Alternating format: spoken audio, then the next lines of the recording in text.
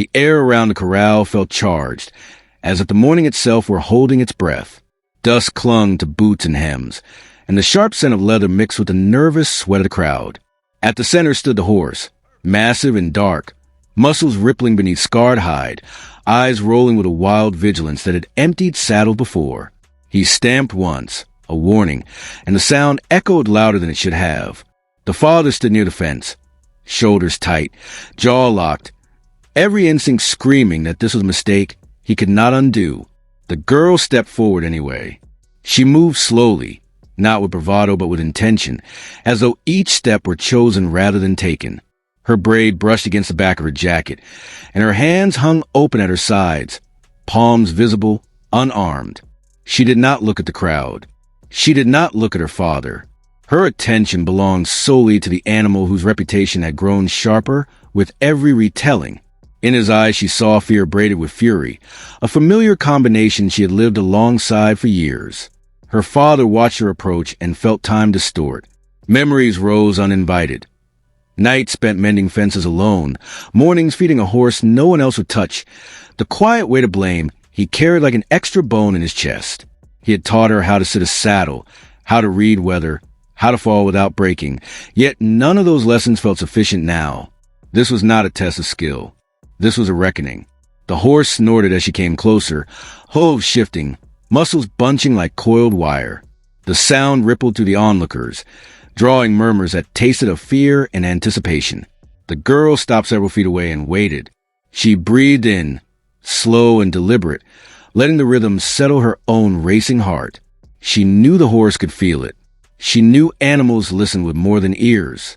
She reached out, not to touch, but to offer presence. Her fingers hovered near his neck, close enough to feel the heat radiating from his body. The horse tossed his head, mane whipping, testing her resolve. She did not retreat. She softened her stance, knees loose, spine aligned, as though inviting balance rather than demanding it. In that small adjustment, something shifted, subtle but unmistakable. Her father gripped the fence, knuckles whitening. He wanted to call out, to stop this before it became another story whispered in town. Yet he stayed silent, bound by a strange realization that this moment did not belong to him. It belonged to the space between his daughter and the horse, a space shaped by patience instead of force. He felt himself shrinking back, not in defeat but in awe. The girl rested her hand against the horse's neck at last. The contact was brief, light, a question rather than command. The horse flinched, then stilled, his breathing slow by degrees, each exhale less ragged than the last. The crowd quieted, sensing something they could not name. Even the wind seemed to pause, dust settling as if unwilling to interrupt. She began the simple ritual she had practiced alone since childhood, adjusting the saddle with care, checking the cinch twice, smoothing the mane where it had been torn by old ropes. These acts were ordinary, almost mundane, yet they carried a tenderness that transformed them. The horse tolerated her touch, then accepted it, then leaned into it, surprised by gentleness where he had learned to expect pain. Her father felt a pressure building behind his eyes. He had spent years believing this horse was a mirror of his own failures, a living reminder of everything that had gone wrong. Watching them now, he saw a different reflection forming. Perhaps the danger he feared was not destruction, but change. Perhaps he had been protecting his wounds instead of healing them. When she placed her foot in the stirrup, the horse tensed again, a tremor running through his frame. The girl paused, hand resting on the saddle horn, and waited until the tremor passed. She did not rush the moment. She understood that trust, once broken, returned only on its own terms. At last, she swung up in one smooth motion, settling into the saddle as if it were a familiar chair. A sharp intake of breath swept through the crowd. The horse sidestepped, then bucked once, testing the weight on his back. The girl absorbed the movement, hips loose, spine aligned, eyes forward. She did not cling or command. She listened. Each buck lost a fraction of his violence, each step gaining a hint of rhythm. Dust rose around them like a veil, blurring the edges of the world. Her father's heart pounded so hard it hurt. He saw the arc of the horse's neck, the set of his daughter's shoulders, and understood that something irreversible was unfolding. This was not a spectacle. It was an offering, The horse slowed, muscles easing, and for the first time since anyone could remember, he stood without trembling. The girl leaned forward, resting her forehead against the horse's mane. The gesture was intimate, almost private, and it broke something open in the father's chest. The arena fell silent, every breath shared. In that stillness, danger dissolved into connection, and the fear that had ruled them all loosened its grip. The horse exhaled, long and deep, and the sound felt like forgiveness. When she finally straightened, the girl smiled, small and untriumphant. The horse lowered his head, calm and present. The father felt his knees weaken as applause erupted, but he barely heard it. He was watching his daughter, realizing that she had not conquered anything. She had revealed it, and in doing so, she had begun to change them all forever. The girl sat there a moment longer, allowing the quiet to stretch, allowing the horse to understand that nothing more would be demanded of him today. Around them, faces softened, suspicion melting into wonder, and even the most hardened skeptics felt their throats tighten. The father sensed a subtle realignment inside himself, as if some long-frozen part had begun to thaw.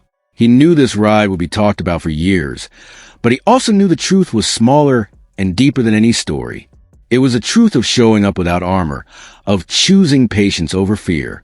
As the girl guided the horse toward the gate, unhurried, the father realized this was only the beginning, and that whatever came next would ask more. The applause faded into a low murmur as the girl guided the horse through the gate, her movements unhurried, her hands light on the reins. The dust settled behind them, revealing faces that looked changed somehow, as if each person had witnessed something meant only for them. The father remained by the fence, unable to move, the imprint of the moment still pressed against his chest. He watched his daughter disappear toward the stables, the dangerous horse walking beside her with surprising softness, and felt the ground beneath his certainty begin to shift. Word traveled quickly, not in shouts but in glances, in the way people leaned closer to one another. Children edged forward, curiosity overtaking fear. An older man removed his hat and wiped his eyes, embarrassed by the moisture there. The father noticed how the horse no longer pinned his ears back at every sound, how his tail swayed instead of lashing. These were small signs, easy to miss, but to someone who had lived in tension for years, they felt monumental. Later, when the crowd thinned, the father found himself standing alone near the corral. The boards were worn smooth by countless hands, by years of leaning and waiting. He traced the grain absent-mindedly, replaying the image of his daughter's calm, the horse's surrender to stillness.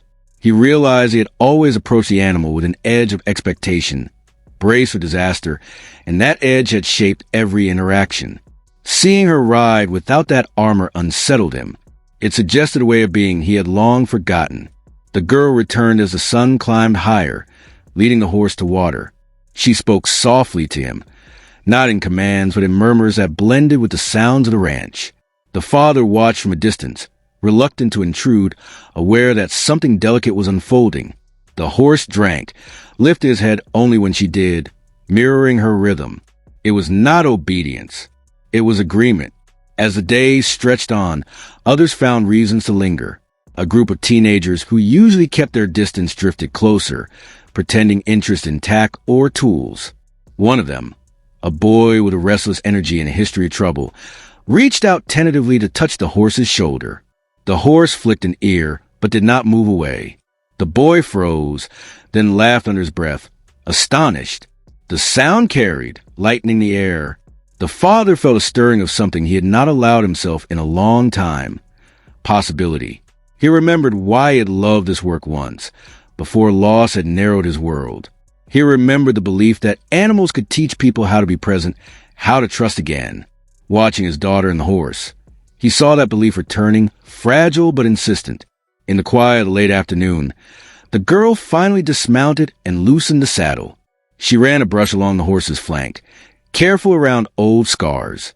Her touch was respectful, almost reverent. The horse leaned into it, eyes half-lidded, breathing steady. The father stepped closer, heart pounding, unsure of his place. She glanced up and smiled at him, not triumphant but inviting. He approached slowly, extended his hand as she had earlier, palm open. The horse turned his head, nostrils flaring, then lowered it slightly. The father's fingers brushed the coarse hair of the mane, and he felt a jolt run through him. Not of fear, but recognition. In that instant, he understood that the horse was not a symbol of his failures, but a companion in endurance. They had both survived more than anyone knew. As evening settled, the ranch grew quiet. The girl and her father sat on the fence, watching the horse graze nearby. Neither spoke for a long time. The silence was comfortable, filled with shared understanding. The father realized that his daughter had been carrying her own grief, her own questions, and that this ride had been her way of answering them. She had trusted herself, and in doing so, had asked him to do the same. He felt the weight of years lift slightly, replaced by a responsibility that felt different from burden. This moment, he sensed, was larger than the two of them. It had drawn others in, softened edges, sparked curiosity where there had been fear. He did not know what would come of it, only that turning away now would feel like a betrayal. As the sun dipped low, casting the corral in gold, the horse lifted his head and looked toward them. The girl rose and walked to him, resting her hand against his neck. The father followed, standing just behind her. Together, they watched the light fade, the day closing around them like a promise. Somewhere inside the father, a decision took root, quiet but firm. Whatever this bond was becoming, he would not stand in its way. He would learn to listen, as his daughter had, and see where that listening might lead. The next morning arrived without ceremony, a pale wash of light slipping over the ranch, as if unsure it was welcome. The father woke earlier than he had in years, the quiet of the house pressing in on him. For a moment, he lay still, listening for the familiar weight in his chest. It was there, but altered, loosened, as though something had shifted overnight. Outside, a horse snorted softly, and the sound pulled him from bed. He found his daughter already awake, moving to the stable with a steady purpose. She carried a bucket of feed, her boots whispering against the packed dirt. The dangerous horse stood apart from the others, as he always had. Yet there was a new patience in the way he waited. He did not paw or toss his head. He watched her, ears angled forward, attentive in a way that felt almost human. The father leaned against the doorframe, unseen. He studied the way she worked, how she spoke with her hands as much as her voice, how she allowed pauses to stretch instead of filling them with noise. He realized she had learned this language on her own, piecing it together from observation and instinct. Pride rose in him, unexpected and sharp, followed closely by humility. He had taught her how to ride, but she had taught herself how to listen. She sensed him before she turned, glancing over her shoulder with a small smile. There was no question in her eyes, no need for permission. He stepped forward, and together they stood beside the horse. The animal accepted his presence without tension, shifting only to make room. The father felt the subtle invitation and took it, resting his hand against the warm curve of the horse's shoulder. The contact grounded him, anchoring him in the moment. Throughout the morning, people began to arrive, drawn by something they could not quite explain. A woman from town brought her young daughter, who had stopped speaking after a long winter of loss. The child hovered near the fence, fingers wrapped tightly around the wire. The girl noticed and crouched to the child's level, gesturing gently toward the horse. There was no rush. The child watched wide-eyed as the horse lowered his head, curious but calm. The father held his breath as the child reached out, her touch barely more than a brush of fingertips. The horse remained still. The girl's shoulders eased, and for a fleeting moment, her lips parted as if to form a word. It did not come, but something else did, a smile, tentative and bright. The mother covered her mouth, tears spilling freely. No one spoke. There was no need. By midday, the ranch felt different. It was not crowded, yet it no longer felt empty. People moved through the space with a reverence that surprised the father. Conversations were quieter, laughter softer. Even the air seemed to carry less weight. He began to understand that what had happened the day before had opened the door, and people were stepping through it carefully, hoping it might hold. An old friend arrived in the afternoon, a man the father had once ridden beside, now bent by years and memories he rarely shared. He watched the horse from a distance, arms crossed, skepticism etched deep. The father expected him to leave, shaking his head, but instead the man approached slowly.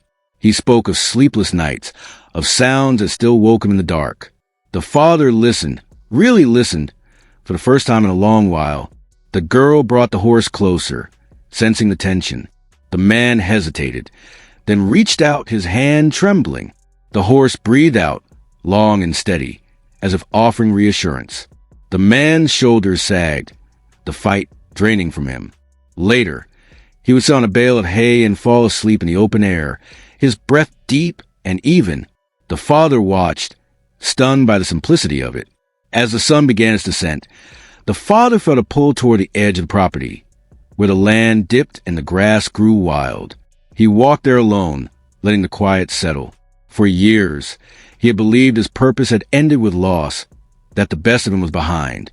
Now, standing there, he felt a different truth stirring. This place, this horse, his daughter's steady presence. None of it was an accident. He returned to find his daughter brushing the horse, the sky painted in shades of amber and rose. She looked up, meeting his gaze with an openness that caught him off guard. He realized she had been waiting, not for his approval, but for his partnership. The understanding landed between them, unspoken yet solid. That night, as stars pricked the darkening sky, the father made a quiet vow. He would not let fear dictate the shape of their lives anymore. Whatever this bond was becoming, he would protect it, nurture it, allow it to grow beyond his own expectations. Watching his daughter rest her head against the horse's neck, he felt the first true sense of direction he had known in years. And though he could not yet see the full path ahead, he knew, with a certainty that settled deep in his bones, that would lead toward healing far greater than any of them imagined. The ranch no longer woke alone. By the third day, the quiet mornings had given way to a gentle hum of presence, the sound of tires crunching gravel, boots touching earth with purpose instead of obligation. The father noticed at first in the way the air felt lighter, as if the land itself had exhaled. He stood near the stable doors and watched people arrive who had never cared much for horses before. People who carried their lives carefully, as though something inside them was easily startled. The girl moved among them without ceremony. She did not announce herself as a guide or teacher. She simply did what she always had, and somehow that was enough. She showed a boy how to hold a brush, her hand steady over his, and let him feel the rhythm of it.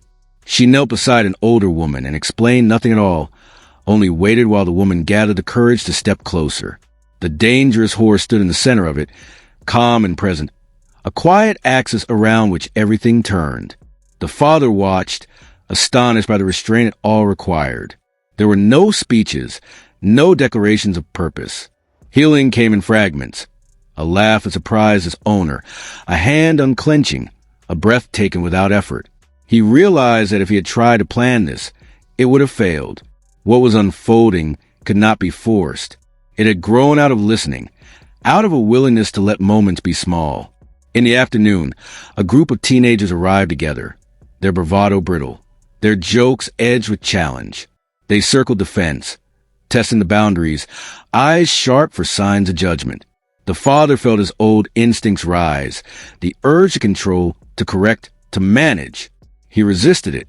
He remembered how his daughter had approached the horse, empty-handed and open. He stayed back. The girl noticed the teens and acknowledged them with a nod, nothing more. One of them scoffed. Another laughed too loudly, but they stayed. When the horse shifted his weight, one of the boys startled, then steadied himself, embarrassed. The girl handed him a lead rope without comment. He hesitated, then took it. The horse followed him a few steps, easy and unthreatened.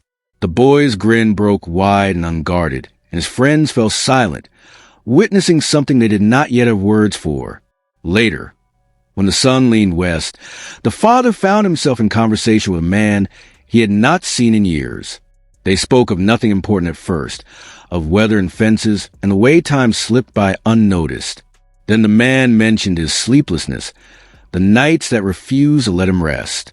The father listened, truly listened, and felt the old reflex to fix things loose and at hold. He understood now that presence was often enough.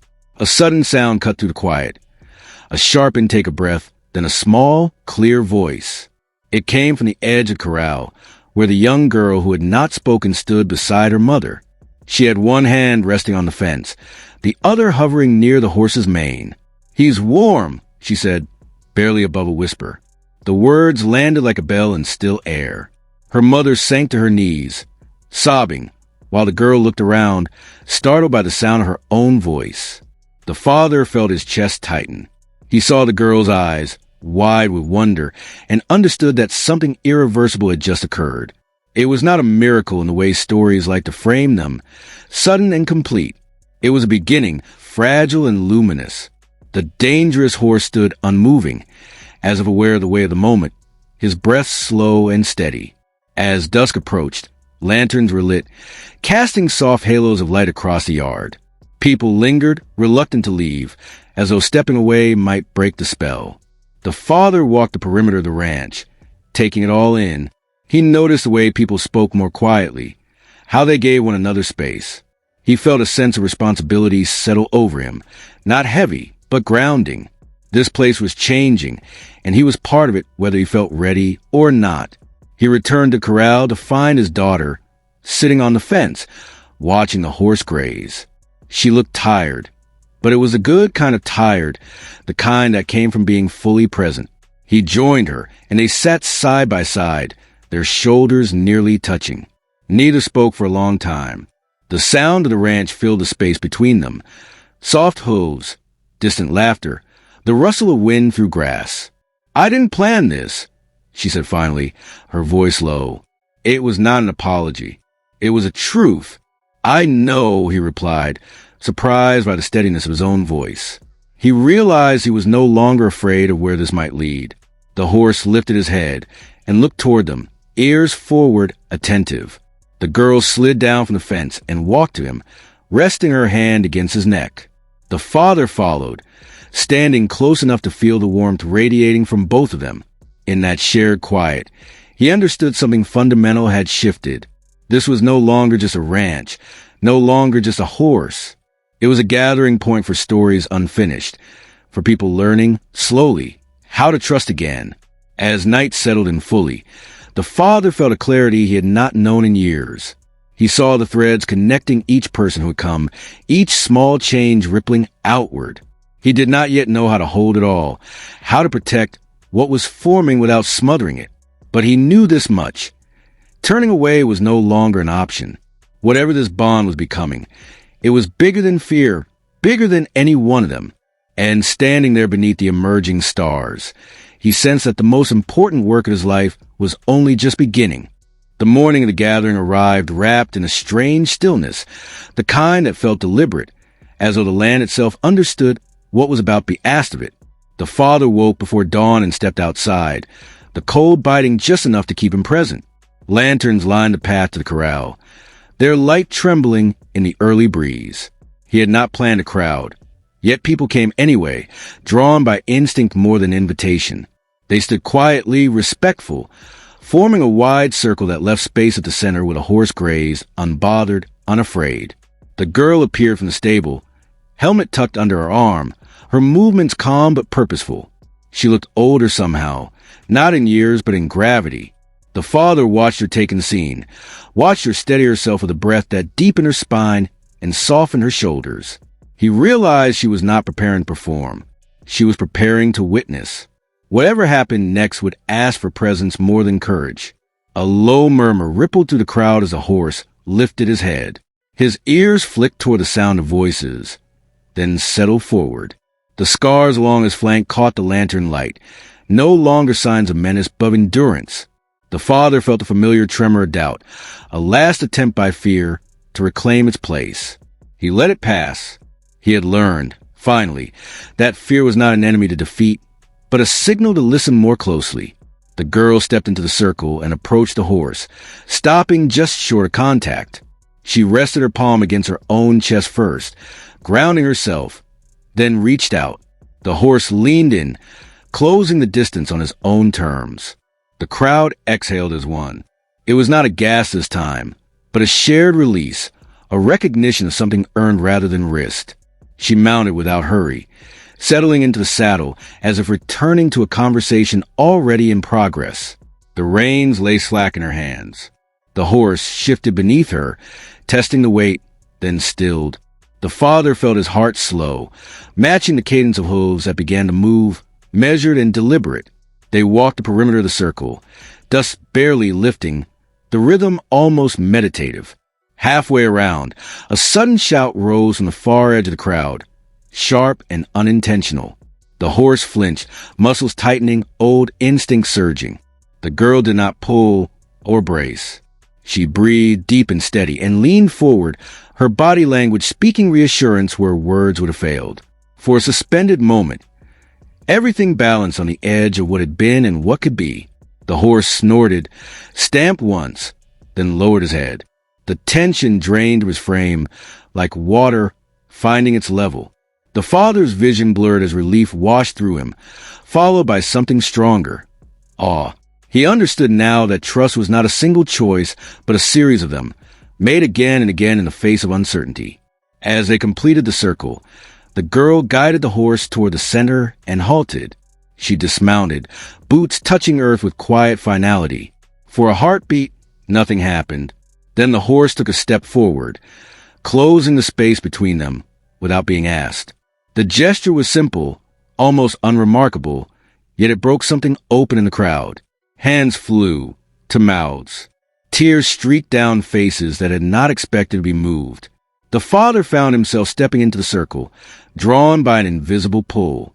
He stopped a few paces away, unwilling to intrude, and watched his daughter rest her forehead against the horse's neck. The horse's eyes softened, his breath deep and even. The father felt the years he had spent bracing himself fall away, replaced by a clarity that cut through him like clean air. This was not redemption earned through suffering. It was healing granted through patience. Applause rose then, tentative at first, then fuller, warmer. It did not feel like celebration so much as acknowledgement. People were not cheering a feat. They were honoring a truth they recognized in themselves.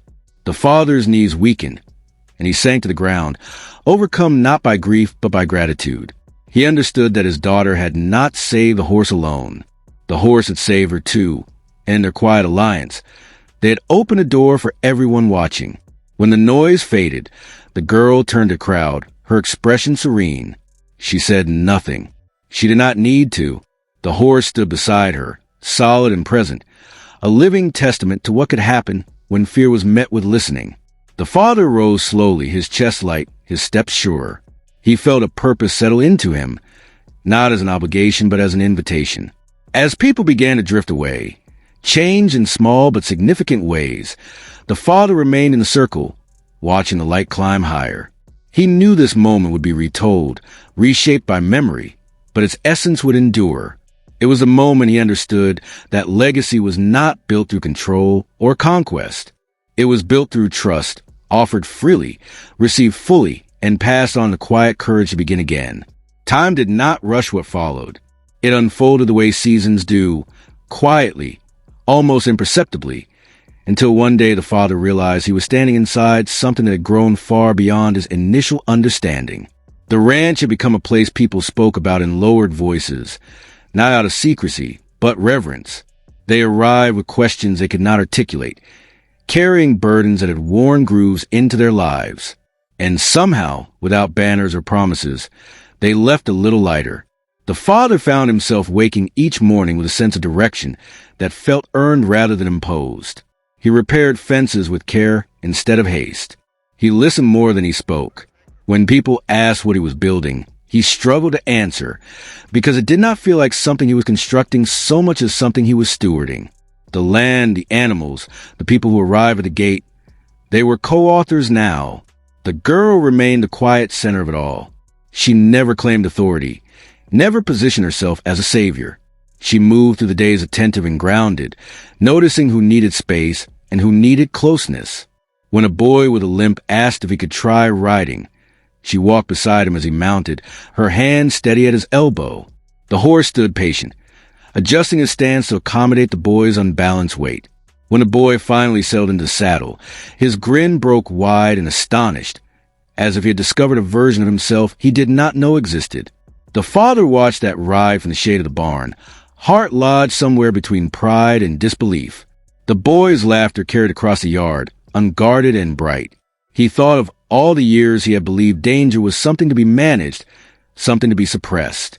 Now he understood that risk, when met with care, could become a doorway rather than a threat.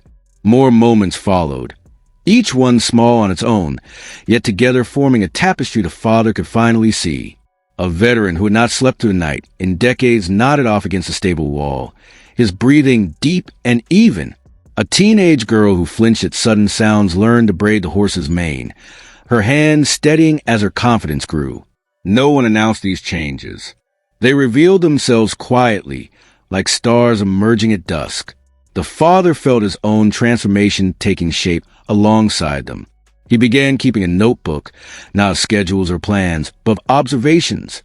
Who lingered, who returned, who smiled more easily the second time. He realized he was learning a new measure of success, one that could not be tallied or displayed.